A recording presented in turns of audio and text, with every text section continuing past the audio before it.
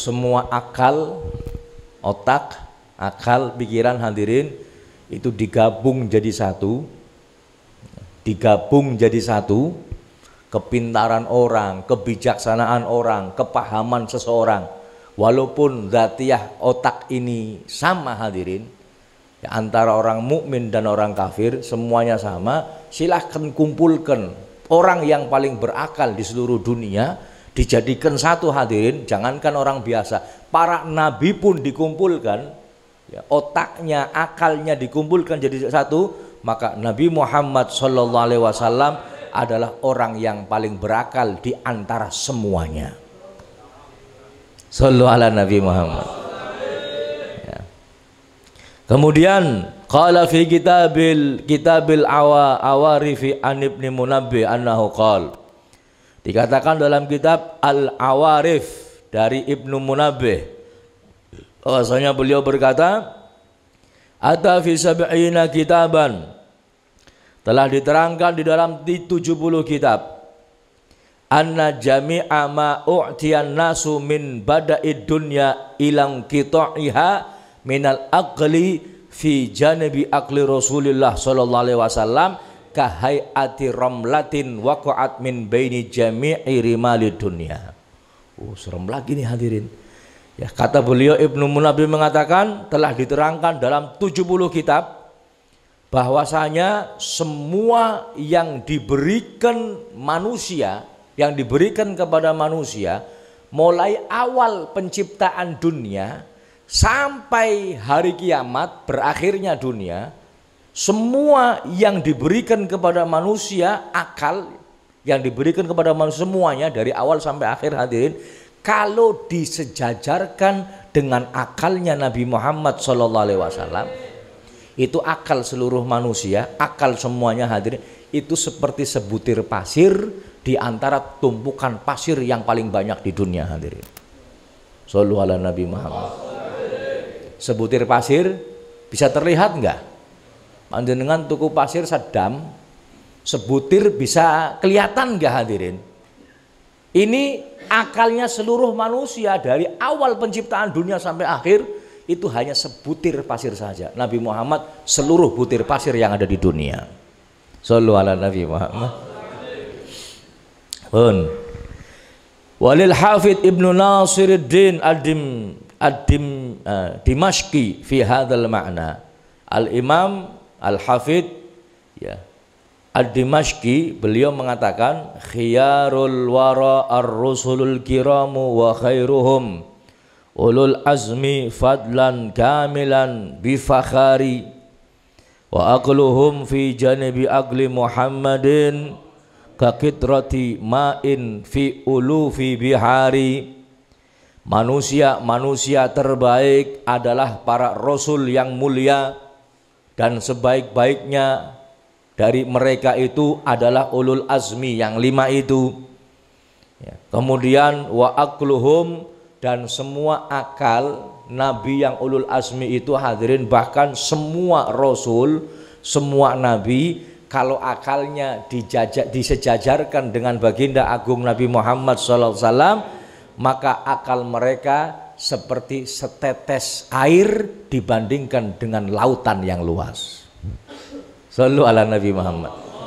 Akalnya Nabi Muhammad seperti lautan yang luas, akal para nabi seperti satu tetes air hadirin. Ini bandingannya. Makanya Nabi Muhammad nggak ada yang bisa membandingi, nggak ada yang bisa menyaingi keutamaan beliau Sallallahu Alaihi Wasallam. Ya, mudah-mudahan hadirin, ya, dengan kita mengetahui kemuliaan beliau Nabi Sallallahu Alaihi Wasallam, kita tambah iman, tambah yakin, tambah cinta, tambah semangat di dalam menghidupkan ajaran-ajarannya. Allahumma amin ya rabbal alamin.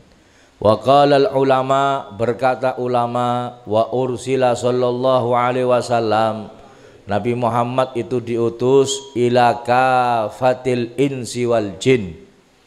Nabi Muhammad itu diutus hadirin untuk semua manusia dan jin. Wala nabiyya ba'dahu ila qiyamis sa'ah, dan tidak ada nabi setelahnya sampai hari kiamat. Ini keyakinan kita hadirin. Jadi sebodoh-bodohnya kita ya, harus meyakini bahwa tidak ada nabi setelah Nabi Muhammad. Pokoknya dong ana wong ngaku nabi, hatta bisa terbang, hatta bisa ngilang, hatta bisa mlaku nang dhuwure banyu, hatta bisa melihat isi hati panjenengan, maka yakinlah tidak ada nabi setelah Nabi Muhammad sallallahu alaihi wasallam. Wa ulama'u ummatihi sallallahu alaihi wasallam ka anbiya'i bani Israil. Ulama umat Nabi Muhammad itu seperti nabinya Bani Israel. Ulamanya dari umat Nabi Muhammad seperti nabinya Bani Israel. Ulama'u ummati ka anbiya Bani Israil. Nabi Muhammad pernah mengatakan, ulama umatku, ulama dari kalangan umatku itu seperti nabinya Bani Israel. Imam Ghazali hadirin ya, diceritakan pernah ada orang yang bermimpi, kemudian di situ para nabi, para rasul, para sahabat itu sedang berkumpul hadirin. Kemudian datanglah Nabi Musa kepada Nabi kita Muhammad sallallahu alaihi wasallam. Nah, ketika datang kemudian Nabi Musa tanya sedikit protes. Ya Muhammad, engkau mengatakan dalam salah satu satbamnu bahwa ulama ummati ka anbiya Bani Israel. Kau mengatakan bahwasanya ulama dari kalangan umatmu itu seperti nabinya Bani Israel. Nabi Musa agak tersinggung sedikit hadirin, karena Nabi Musa adalah nabinya Bani Israel. Hebat nemen ulama nekon. Coba saya pengen tahu siapa ulama yang seperti saya, yang seperti nabinya Bani Israel. Kemudian Rasulullah memanggil Imam Ghazali. Memanggil siapa? Dipanggil. Ini ulama umatku yang seperti nabinya Bani Israel. Ditanya sama Nabi Musa, siapa namamu?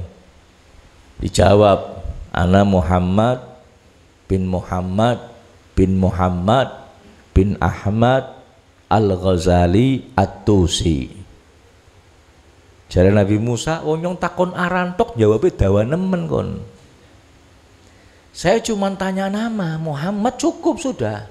Nggak usah ditambah nama bapaknya kawan, namanya mbae kawan, namanya bapaknya mbae kawan, namanya kotanya kamu udah. Nggak usah, saya tanyakan hanya nama kamu saja. Dawana menjawab. Ya. Kemudian Imam Ghazali dengan akhlak tanya sama Rasulullah, ya Rasulullah, kira-kira saya boleh nggak jawab pertanyaannya Nabi Musa? Jadi Kanjeng Nabi, ya monggo dijawab, silahkan dijawab.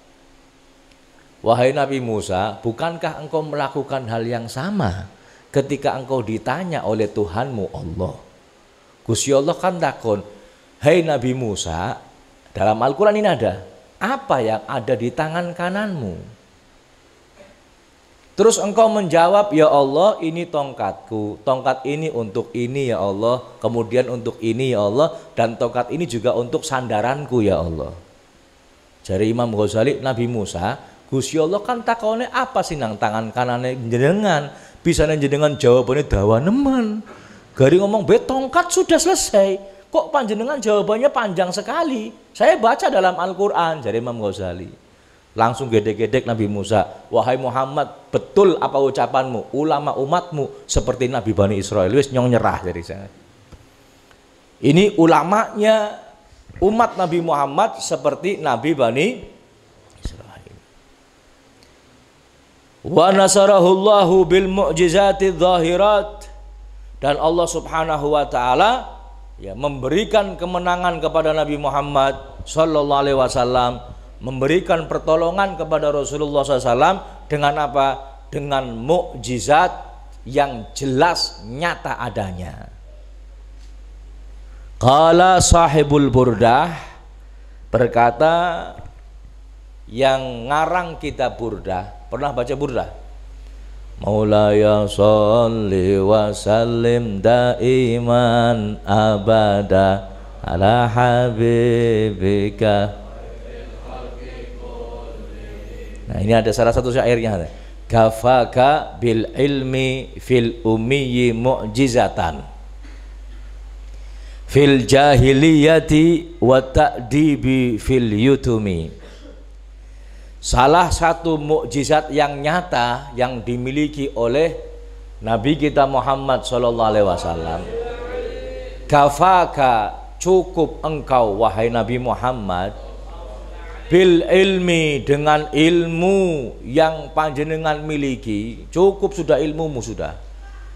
Ini sebagai mukjizat, cukup ilmumu ini sebagai mukjizat ya Rasulullah. Fil ummiyi, padahal keadaan engkau itu ummi. Tahu umi? Umi itu nggak bisa baca, hadirin. Cuman kalau saya mau ngomong, Nabi Muhammad bukan nggak bisa baca, Nabi Muhammad nggak butuh baca. Bukan nggak bisa, Nabi Muhammad nggak butuh baca. Kalau orang biasa hadirin, mereka nggak bisa baca, kira-kira pinter nggak? Ada orang nggak pernah baca, nggak pernah ngeliat, nggak pernah belajar, nggak pernah baca, kemudian jadi pinter, ada nggak? Ada nggak? Nggak ada hadirin. Orang yang pengetahuannya luas, orang yang ilmunya luas, itu pasti ahli baca hadirin. Pasti. Nabi Muhammad nggak bisa baca, tapi ilmunya luar biasa. Ini sudah cukup menunjukkan mukjizat Nabi Muhammad SAW. Paham ya? Jadi Nabi Muhammad nggak baca, nggak nulis, tahu-tahu bisa tahu ini, bisa tahu itu, karena ilmu yang diberikan oleh Allah Subhanahu wa taala. Kemudian fil jahiliyati wa ta'dibi fil yutumi. Nabi Muhammad punya akhlak luar biasa, akhlaknya betul. Tata keramanya juga luar biasa. Leres mboten? Padahal Nabi Muhammad keadaannya yatim. Betul nggak? Nggak punya bapak, bapaknya sudah meninggal ketika beliau lahir. Kemudian setelah beliau hidup sekian bulan, kemudian ibunya meninggal dunia. Biasanya hadirin, biasanya anak yang ditinggal mati bapak atau ibunya, atau mungkin dua-duanya, ini biasanya kalau ndak ada yang didik, biasanya nggak ada adabnya, nggak ada tata keramanya. Leres mboten? Apalagi Nabi Muhammad tinggalnya di satu daerah yang penduduknya jahiliyah hadirin. Jahiliyah yang mana luar biasa perbuatan maksiat merajalela, tapi beliau terdidik dengan didikan Allah Subhanahu wa taala. Ini pun mukjizat dari baginda agung Nabi Muhammad sallallahu alaihi wasallam. Wa ayyadahullahu bil ayatil bahirat hatta ghalabad din wa dhahara ala sairil adyan wa ammal islamu wa dhahar wa dhallal kufru wan dahar. Nabi Muhammad dimenangkan oleh Allah Subhanahu wa taala dengan tanda-tandanya yang jelas, hatta ghalabaddin, sehingga agamanya pun menang. Kemudian wa dhahara ala sairil adyan, dan agamanya pun nampak atau menang dibandingkan dengan seluruh agama yang ada, dan Islam pun semakin menyeluruh dan juga semakin nampak. Wa dhallal kufra wan dahar, dan kekafiran mengalami kehinaan dan kekalahan. Allahumma sholli ala Muhammad. Ini baginda Nabi Muhammad sallallahu alaihi wasallam. Satu lagi hadirin, masih banyak pembahasannya, masih banyak. Satu lagi karena waktunya sudah hampir jam 9. Wa qala al-Imam Al-Busiri, ya, berkata Al-Imam Al-Busiri dalam kitab burdahnya, wa kulluhum min Rasulillahi multamisun ghurfan minal bahri aw rajfan minad diyami. Dan semuanya hadirin, semuanya, ndak nabi, ndak rasul, semuanya mereka itu mencari min Rasulillah, dari Rasulullah. Apa itu? Seciduk air dari lautan atau setetes air dari hujan, mengambil dari baginda agung Nabi Muhammad sallallahu alaihi wasallam. Fahuwallazi tamma ma'nahu wa suratuhu summastofahu habiban bari'un nasami. Beliau Nabi Shallallahu Alaihi Wasallam sempurna batin dan lahirnya, ya akhlaknya, ya hatinya, ya fisiknya, semuanya sempurna Shallallahu Alaihi Wasallam. Kemudian beliau terpilih menjadi kekasih Allah Subhanahu wa Ta'ala. Fal kullu, dan semuanya itu hadirin, wa anwaruhum wa ulumuhum wa ma'arifuhum wa a'maluhum wa ahwaluhum dunahu sallallahu alaihi wasallam. Semua yang ada, baik itu malaikat atau makhluk-makhluk yang lain, termasuk kita manusia, cahayanya, ilmunya, pengetahuannya, perbuatannya, keadaannya, semua di bawah Nabi kita Muhammad sallallahu alaihi wasallam. Sallu ala Nabi Muhammad. Kaifa wa huwal aslu wal kullu lahu furu'. Semuanya. Kenapa bisa terjadi seperti ini? Karena beliau Nabi Muhammad adalah pokok. Ya, yang lain adalah cabang. Pun ini beberapa keutamaan yang ada pada diri baginda agung Nabi kita Muhammad sallallahu alaihi wasallam. Mudah-mudahan kita bisa memahaminya, kemudian bisa menerapkannya di dalam kehidupan kita sehari-hari. Allahumma amin ya rabbal alamin.